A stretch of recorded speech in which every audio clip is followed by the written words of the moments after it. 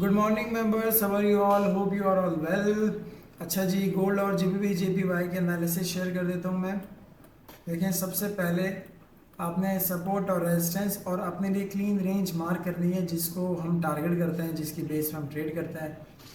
Clean range से मुराद ये है कि लेफ्ट साइड पे हमारे पास इस तरह की या ग्रीन कैंडल्स हो सारी, या फिर रेड कैंडल्स हो, उसको क्लीन रेंज कहते हैं। सबसे पहले हमने अपनी रेजिस्टेंस मार्क करनी है, जो कि मैं ये मार्क कर रहा हूँ। ओके, इसको डिलीट करते हैं सारी। ये मेरी रेजिस्टेंस है।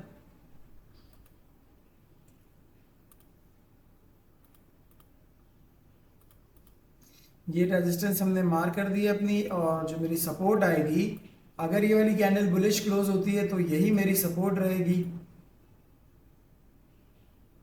ठीक है। अब इसके बाद मेरे पास लेफ्ट साइड पे यहां तक क्लीन रेंज है। यहाँ तक हम ट्रेड को जो है वो होल्ड कर सकते हैं। वैसे हम यहाँ पे मेजोरिटी सिक्योर करेंगे, क्योंकि यहाँ पे जो है वो दो सपोर्ट आ रही हैं, तो यहाँ से मैं भी रिजेक्ट हूँ मार्केट। ये वाली सपोर्ट तब ही बनेगी जब ये वाली करंट कैंडल ग्रीन क्लोज होगी। मैं आपको एडवांस में बता दूं, अगर ये कैंडल ग्रीन क्लोज नहीं होगी तो ये वाली सपोर्ट नहीं कहलाएगी। ठीक है। अभी होगा क्या कि हमें क्या चाहिए, हमें चाहिए कि ये वाली कैंडल या बुलिश क्लोज हो, उसके बाद फिर बुलिश क्लोज हो, उसके बाद रेड क्लोज हो, उसके बाद हमें यहाँ पे कुछ इस तरह की क्लोज दे दी कैंडल।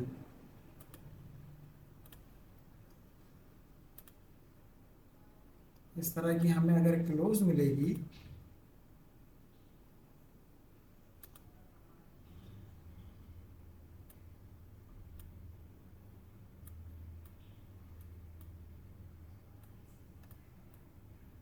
सॉरी,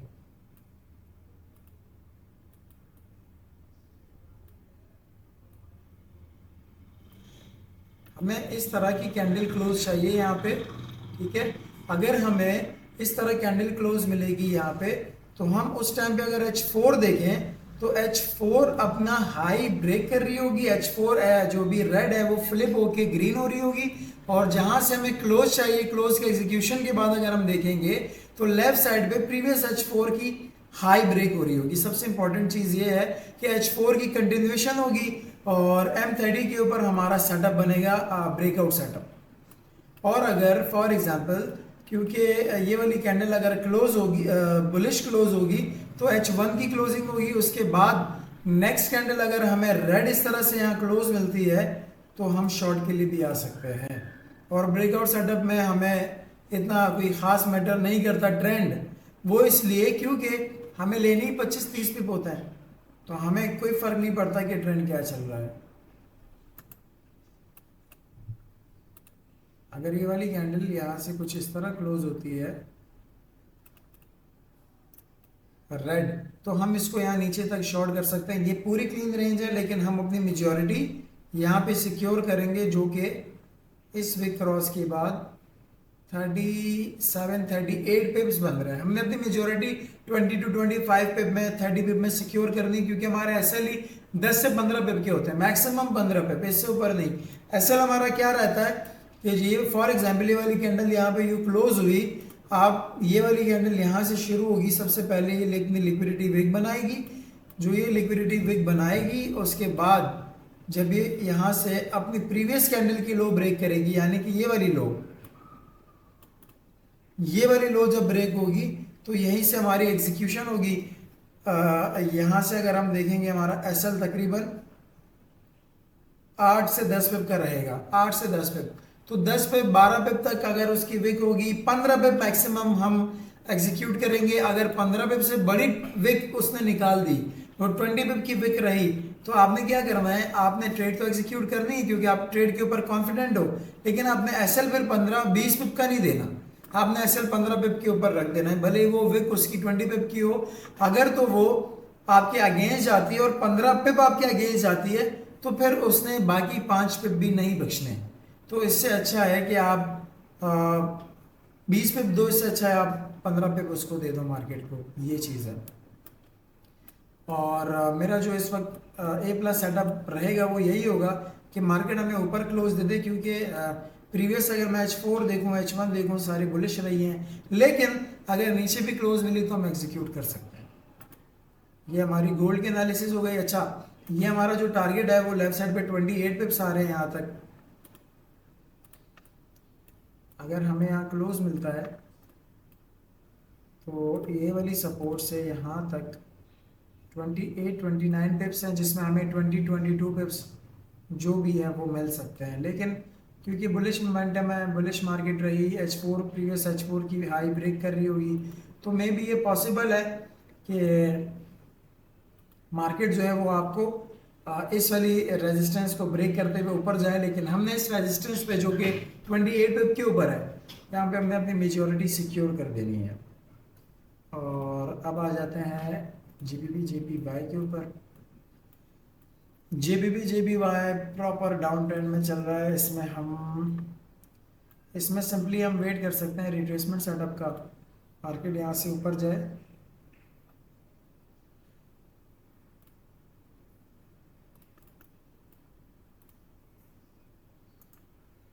इसको ग्रीन करते हैं।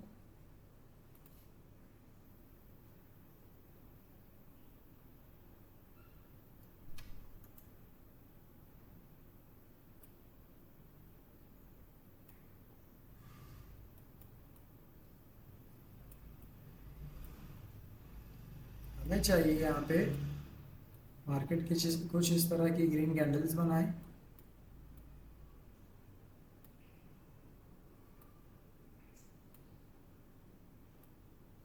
मार्केट कुछ इस तरह की ग्रीन कैंडल्स बनाए, ऊपर जाए।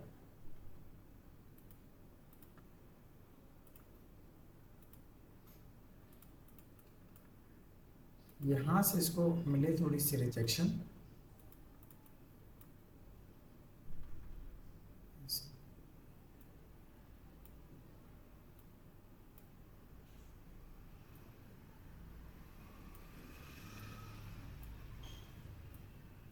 यहाँ से कुछ इस तरह की इसको रिजेक्शन मिले।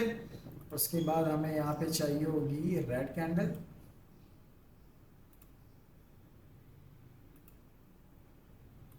रेड कैंडल के बाद अगर रेड कैंडल ऊपर से रिजेक्ट हुई तो ये बहुत अच्छी बात होगी।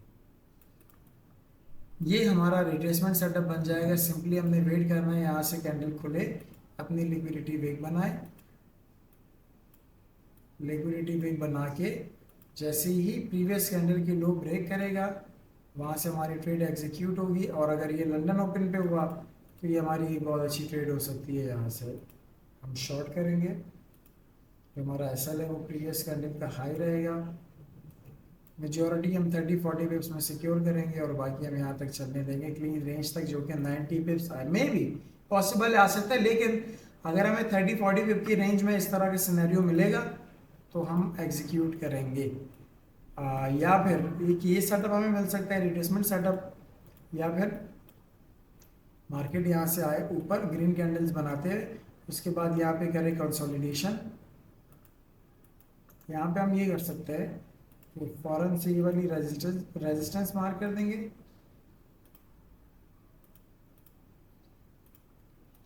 और ये वाली जो कंसोलिडेशन होगी इसकी सपोर्ट मार्क करेंगे।